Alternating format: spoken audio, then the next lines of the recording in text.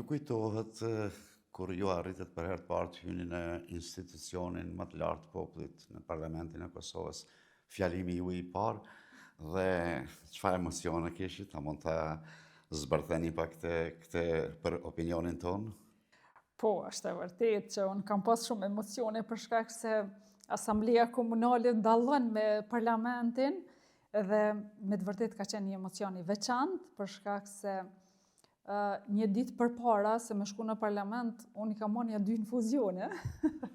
dhe jam përgatitur dhe kam shku e kam bë betimin për deputet dhe kemi pas tani nga një fjalim për shkak se ka qenë mas 2 ore me u zgjedh qeveria. Mirë po, ka qenë me të vërtet një fjalim emocionus dhe kur e kom kry, kom thonë, shqyqyr që e kryta. Mirë po, gradualisht ti vetë forcohesh dhe e sheh veten se kur i sheti 110 deputet që janë nga gjithë Kosova dhe thu, ok, a jam në rregull me veten që po dal po flas, por ka qenë një fjalim me të vërtet shumë emocionus dhe gjithashtu edhe familjarët kanë qenë shumë emocionus kur ju kom tregu që kam e dal me folje dhe qysh dita e parë, hera e parë, po del po folje dhe